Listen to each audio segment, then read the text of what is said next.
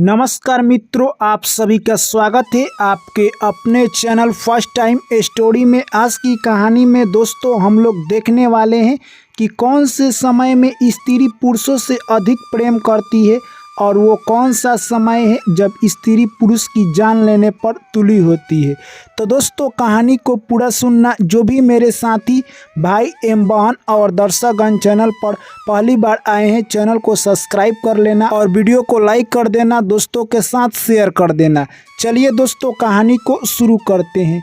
यह कहानी दोस्तों प्राचीन नगर की है। एक राज्य में राजा रहा करता था जो कि काफ़ी प्रतापी और कहे तो काफ़ी लोगों के दिल में बसने वाला राजा था। वो राजा लोगों के लिए इतना अच्छा काम किया था कि लोग उसकी पूजा किया करते थे। दोस्तों ऐसे ही दिन निकलता गया और राजा के घर एक लड़के ने जन्म लिया। राजा ने उस लड़के को अच्छी तरह से पालन पोषण किया। धीरे धीरे समय निकलता गया और वो राजकुमार बहुत बड़ा हो गया, अब शादी के योग्य हो गया। एक दिन की बात है, वो राजकुमार यानी शिकार करने के लिए जाता है नदी किनारे। तभी वहाँ पर बैठकर आराम कर रहा था। दोस्तों उधर दूसरे राज्य की एक राजकुमारी थी जो कि अपने सहेलियों के साथ स्नान करने के लिए तालाब में आई हुई थी और वहीं पर मौज मस्ती कर रही थी। उस राजकुमारी का एक खासियत था कि उसका सिर में जो भी बाल था वो सोने का बाल था, यानी बाल देखकर कोई भी व्यक्ति उसके रूप के ऊपर मोहित हो जाता।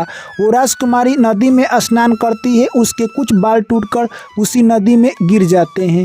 जैसे ही वो स्नान कर कर वहाँ से चली जाती है, तब राजकुमार शिकार कर कर उसी नदी पर पानी पीने के लिए जाता है तो देखता है कि यहाँ पर कुछ सोने के बाल टूटकर गिरे हुए हैं। यह सब देखकर राजकुमार के दोस्त कहते हैं कि हे राजकुमार, ये सोने के बाल किसके हो सकते हैं? आखिर इस राज्य में कौन है जिसके सोने के बाल है?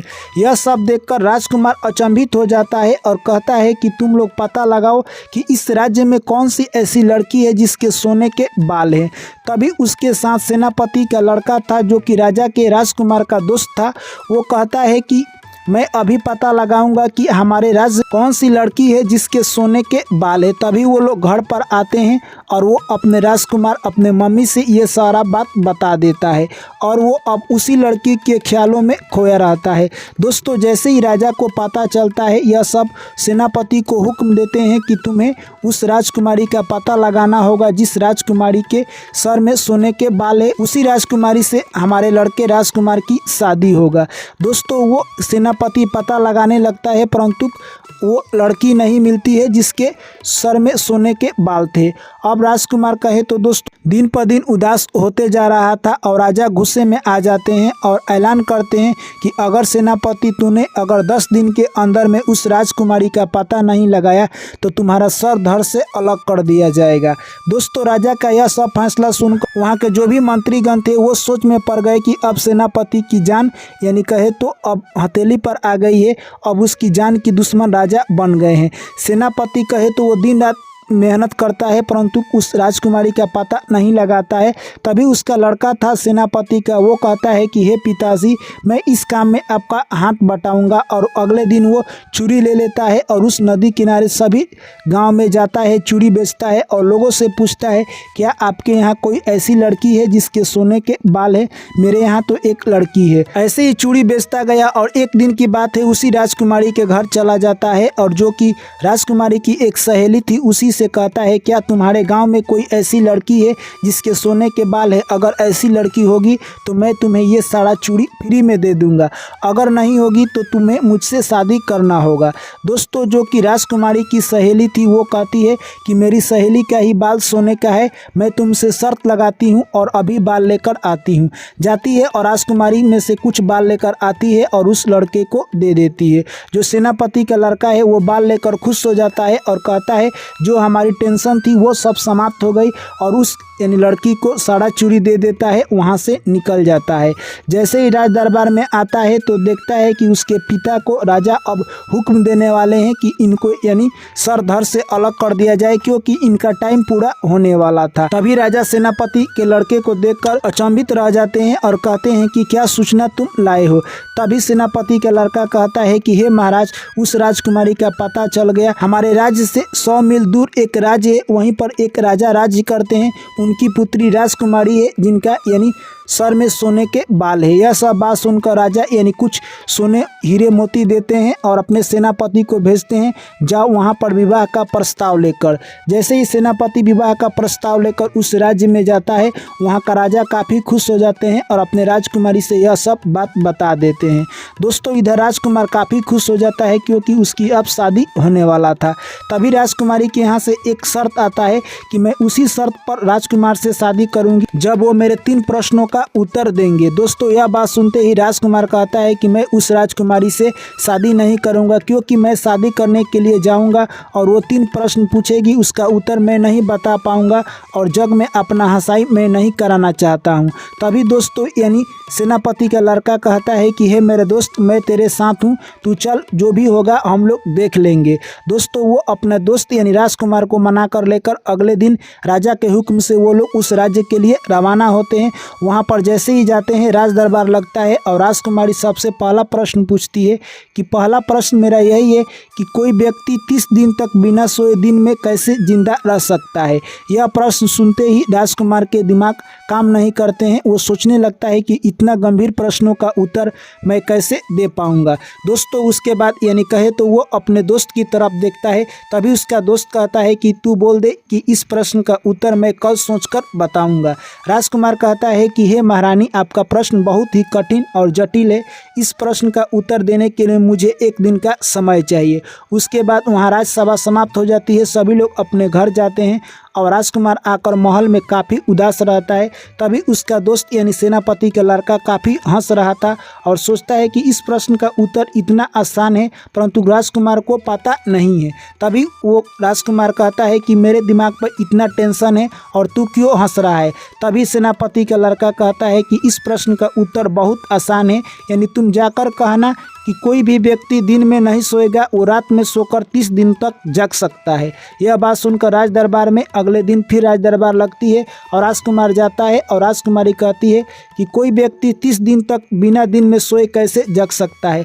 तभी राजकुमार कहता है कि वो व्यक्ति रात में सोएगा, दिन में नहीं सोएगा, इस तरह से वो 30 दिन तक जग सकता है। यह सब बात सुनकर राज दरबार में सभी लोग खुश हो जाते हैं। उसके बाद दोस्तों यानी वो राजकुमारी कहती है कि मेरा दूसरा प्रश्न है कि वो कौन सा काम है जो कि इंसान स्वयं अकेले करता है। तभी वो राजकुमार कहता है कि इसके लिए भी मुझे 1 दिन का टाइम चाहिए। दोस्तों, वो फिर रूम पर आता है और कहता है कि हे मेरे दोस्त, तू बता इस प्रश्न का उत्तर क्या होगा। तभी सेनापति का लड़का कहता है कि इस प्रश्न का उत्तर बहुत आसान है। इंसान का जन्म, मरण, विवाह अकेले ही होता है। ये ऐसे कुछ काम है जो इंसान को अकेले ही करते हैं, उनके दोस्त साथी कोई इसमें साथ देने वाला नहीं है। दोस्तों, यह सब बात सुनकर राजकुमार काफ़ी खुश होता है और अगले दिन राज दरबार लगते ही इन प्रश्नों का उत्तर सुनने के लिए बहुत सारे लोग उत्सुक थे। तभी राजकुमारी कहती है कि वो कौन सा ऐसा काम है जो इंसान अकेले ही करता है। तभी राजकुमार कहता है कि वो काम है इंसान की शादी, विवाह यानी जन्म, मरण। इंसान ये सारा काम अकेले ही करता है, उसके साथ लोग तो रहेंगे परंतु उसे ही करना पड़ेगा।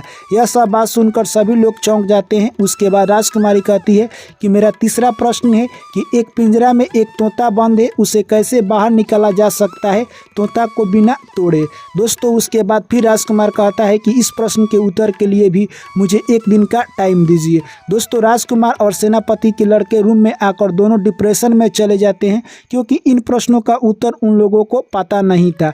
तभी सेनापति का लड़का था जो कि काफ़ी चालाक था, वो राज दरबार में जाता है और उसी लड़की के पास जाता है जिसके पास वो चूड़ी बेचने के लिए गया था और बोलता है कि तुम मुझसे प्यार करती हो और मैं तुमसे प्यार करता हूँ, तुमसे मैं शादी करना चाहता हूँ, परंतु शादी हम लोगों को तभी होगी जब हमारे राजकुमार की शादी तुम्हारे सहेली राजकुमारी से होगी, वरना हम लोगों की शादी इम्पॉसिबल है। अगर तुम इन तीसरे प्रश्नों का उत्तर बता देती हो तो हमारा शादी हो जाएगा। तभी वो लड़की कहती है कि इस तीसरे प्रश्न का उत्तर बहुत आसान है, जो पिंजरे में तोता है वो मोम का है, तुम उसे एक आग में रड धिकाकर उसे अगर पिघला देते हो तो वो तोता बाहर निकल जाएगा और पिंजरा भी नहीं टूटेगा। यह सब बात जाकर राजकुमार को बता देता है वो लड़का। और जैसे ही सुबह राज दरबार लगती है सभी लोग अचंभित थे कि आखिरकार राजकुमार इस प्रश्न का उत्तर कैसे देंगे। तभी राजकुमारी कहती है कि एक पिंजरे में तोता है, उसे बिना तोड़े कैसे बाहर निकाला जा सकता है। तभी राजकुमार कहता है कि इसके लिए मुझे एक रॉड की ज़रूरत है। तभी एक रॉड मंगाया जाता है और उसे आगे में धिपाया जाता है। जैसे ही रॉड काफ़ी लाल हो जाता है तभी वो रॉड को लेकर पिंजरे में जो तोता था उसके शरीर में स्पर्श करा देता है। उसके बाद वो तोता मोम का था पिघलकर बाहर निकल जाता है।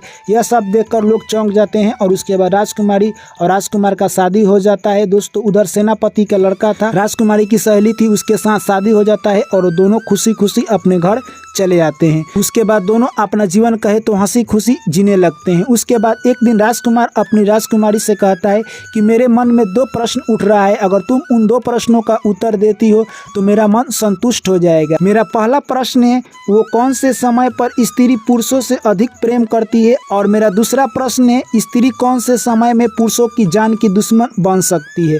तभी राजकुमारी कहती है कि तुम्हारे पहले प्रश्न का उत्तर है अगर तुम मेरे तीनों प्रश्नों का उत्तर नहीं बताते तो मैं तुम्हारी जान की दुश्मन बन जाती, यानी मैं तुमसे शादी विवाह नहीं करती और मैं तुम्हारी दुश्मन बन जाती। तुम्हारे दूसरे प्रश्न का उत्तर है जब तुम मेरे तीनों प्रश्नों का उत्तर अगर नहीं बताते तो उस वक्त मैं तुम्हारी जान की दुश्मन बन जाती। इसलिए तुमने मेरे तीनों प्रश्नों का उत्तर बताया है, इसलिए मैं तुम्हारे अब जान का दुश्मन नहीं बनूंगी, यानी मैं तुमसे हद से ज़्यादा प्रेम करूंगी। ये तुम्हारा पहला प्रश्न का उत्तर है। अगर तुम नहीं बताते तो मैं तुम्हारी जान की सबसे बड़ी दुश्मन बन जाती। ये तुम्हारा दूसरा प्रश्न का उत्तर है।